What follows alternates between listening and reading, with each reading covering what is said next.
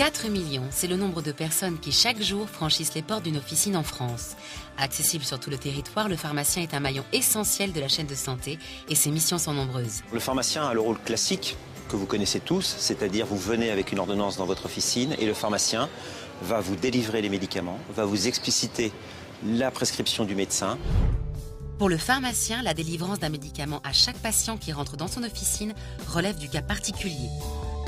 Spécialiste du médicament, le pharmacien, quand il prend l'ordonnance, analyse tout d'abord l'historique médicamenteux, le dossier pharmaceutique ou le dossier du patient. Il vérifie en échangeant avec lui la cohérence de l'ordonnance et la présence éventuelle soit d'interaction médicamenteuse avec un traitement habituel, soit de contre-indication avec son état de santé. C'est ça, c'est un acte intellectuel, c'est l'analyse pharmacologique de votre ordonnance quand vous sollicitez un conseil. Conseil et analyse sont donc les maîtres mots de cet acteur privilégié de la santé. Mais ce n'est pas tout. Depuis 2009, avec la loi Hôpital, Patient, Santé, Territoire, ces missions se sont étendues. Il réalise désormais de façon personnalisée des tests rapides d'orientation diagnostique. C'est le cas pour le diabète ou pour la détection de l'angine bactérienne. Et il réalise également des entretiens pharmaceutiques, entretiens personnalisés, où patients et pharmaciens échangent sur la compréhension du traitement, sur son suivi. À ce titre, la création du dossier pharmaceutique est un vrai plus. Mis en place en 2005 par l'Ordre national des pharmaciens, ce dossier électronique individuel est désormais consultable dans la majorité des officines. C'est un service gratuit proposé par les pharmaciens. Il contient la liste de tous les médicaments délivrés aux patients, avec ou sans ordonnance, durant les 4 derniers mois.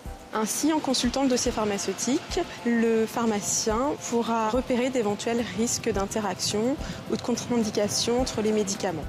Par exemple, une personne qui prend du paracétamol pour des douleurs chroniques, alors qu'elle est en week-end, elle souffre d'un rhume.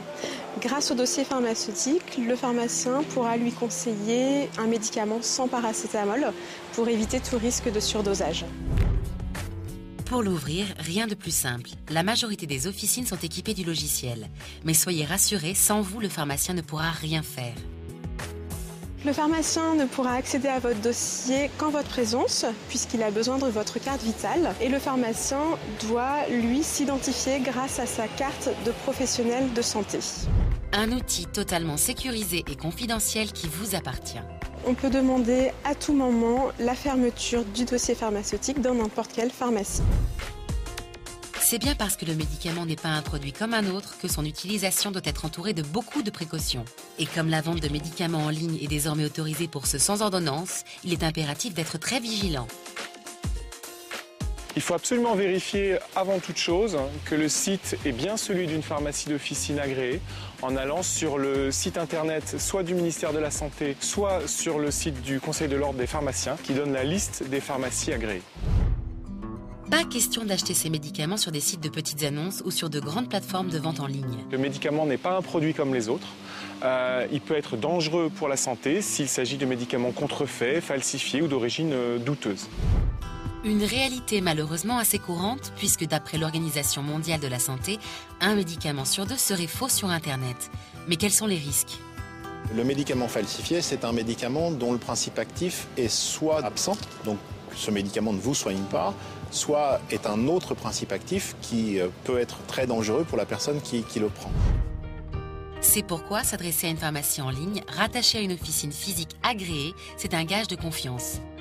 Aujourd'hui, du fabricant jusqu'au pharmacien d'officine, vous n'avez qu'une succession de pharmaciens présents le long de la chaîne, donc de la fabrication jusqu'à la dispensation. L'ensemble pour assurer une sécurité optimale. C'est pourquoi, une fois chez vous, le médicament doit également être entouré d'attention. Pour ça, rien de mieux que de respecter quelques règles de bon usage. Il faut faire régulièrement le tri, éliminer tout ce qui est périmé, ouvert depuis trop longtemps ou qui n'a plus lieu d'être conservé dans une armoire à pharmacie à la maison. Ces précautions sont loin d'être vaines et doivent devenir un réflexe. Le médicament n'est pas un produit comme les autres, qui peut être dangereux, qu'il ne faut jamais le conseiller à une autre personne. En aucun cas, il faut le réutiliser sans avis d'un professionnel de santé. Pensez également à conserver emballage et notices afin d'avoir une référence de l'utilisation et connaissance de la date de péremption, date qu'il faut bien sûr respecter. Parce qu'en fait, au-delà de cette date, on n'a aucune garantie de la stabilité du produit. Ça veut dire qu'on ne sait pas si le médicament est toujours actif ou si du coup on va favoriser des effets secondaires ou des problèmes d'intolérance. Une fois trié, pas question de laisser votre armoire à pharmacie n'importe où. L'idéal, c'est effectivement de la mettre plutôt en hauteur, notamment hors de portée des enfants, en faisant un tri à l'intérieur des médicaments pour enfants et des médicaments pour adultes. Médicaments périmés ou non utilisés mis de côté, il ne vous reste plus qu'à les rapporter chez votre pharmacien qui se chargera de les remettre aux organismes de collecte appropriés. Cyclamède pour les médicaments et Dastri pour les piquants, ces derniers ne devant jamais être mélangés.